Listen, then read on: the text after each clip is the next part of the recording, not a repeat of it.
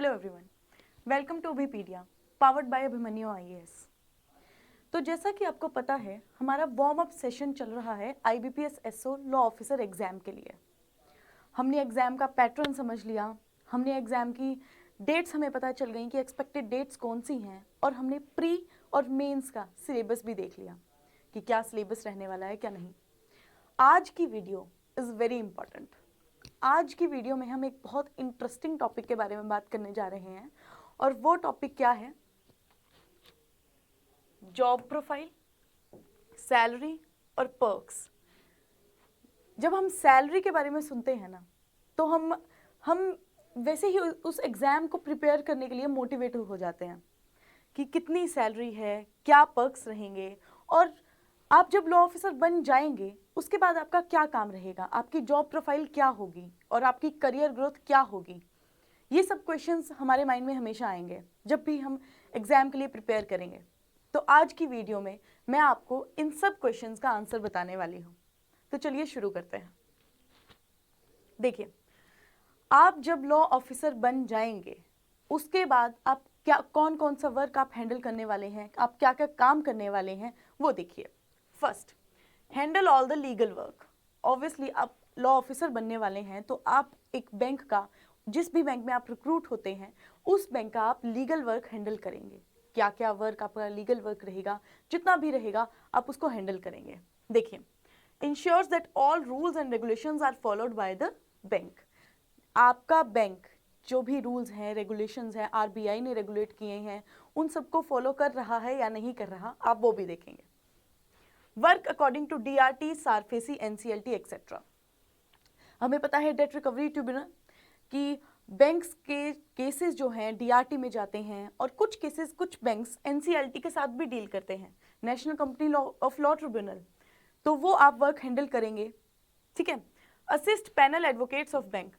अब हर बैंक में, आप जिस भी बैंक में रिक्रूट होंगे उस बैंक का एक पैनल होता है जिसमें एडवोकेट्स होते हैं। आप उन एडवोकेट्स को असिस्ट करेंगे, आप उनको बताएंगे, आप उनके लिए डॉक्यूमेंटेशन करेंगे, और आप उनके लिए रिसर्च करेंगे लॉ की कि ये सेक्शन इस यहाँ पे लग सकता है, ये सेक्शन यहाँ पे लग सकता है। आप उनको अच्छी तरह से असिस्ट भी करेंगे। And prepare legal documents for different processes. तो ये सारा काम आपका एज अ लॉ ऑफिसर रहेगा। आप जब लॉ ऑफिसर बन जाएंगे तो आप ये सारा काम करने वाले हैं। देखिए, अब करियर ग्रोथ। हमारा क्वेश्चन क्या आएगा कि सिर्फ हम एक स्केल 1 पोजीशन पे ही रह जाएंगे क्या, हम उससे आगे नहीं जाएंगे। आप स्केल 1 ऑफिसर से आगे हम स्केल 2 में जा सकते हैं, 3 में जा सकते हैं, हम स्केल 7 तक पहुंच सकते हैं जी। देखिए, पहले आप रिक्रूट होंगे, आप अपॉइंट होंगे as a assistant manager, that is scale 1। उसके बाद manager, then senior manager, then chief manager, assistant general manager, deputy general manager, और फिर जनरल। आप स्केल 7 तक की पोजीशन को हासिल कर सकते हैं जब आप एक लॉ ऑफिसर के रूप में अपॉइंट होंगे। उसके बाद बैंक्स के प्रमोशनल एग्जाम्स रहते हैं, वो आपको क्लियर करने होते हैं, या फिर 2-3 साल में प्रमोशन जैसे आती हैं, वो सब बैंक के लिए रहती हैं। जब आप आगे अपने करियर में ग्रोथ करेंगे तो आपको ये सब, आप स्केल 7 तक आप पहुंच सकते हैं। अब देखिए आगे, अब ये एक सैलरी स्लिप है हमारे रिक्रूटेड पर्सन की, जो अपॉइंट हुए हैं एज अ लॉ ऑफिसर, उनकी ही एक सैलरी स्लिप है।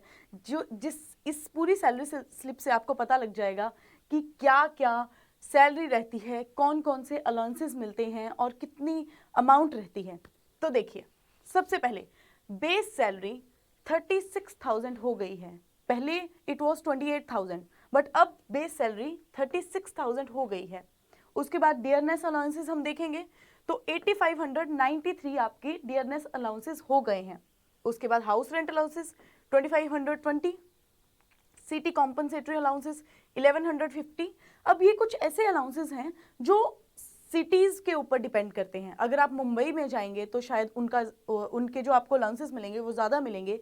ये सैलरी स्लिप उनकी है जो चंडीगढ़ के बैंक में काम कर रहे हैं। ये यूनियन बैंक की सैलरी स्लिप है, आप देख सकते हैं, ठीक है।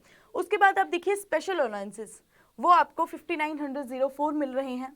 Location allowances, DA on SP allow, DA on learning allowances, ये सारे अलाउंसेस आपको मिल रहे हैं।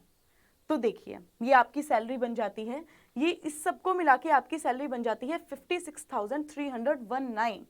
उसके बाद में आपका जो अमाउंट कटता है, थोड़ा अमाउंट जैसे कटता है, जैसे कॉन्ट्रीब्यूटरी पेंशन स्कीम जो यूनियन बैंक में रहती है, वो ये देखिए 4,000 समथिंग वो कट रही है।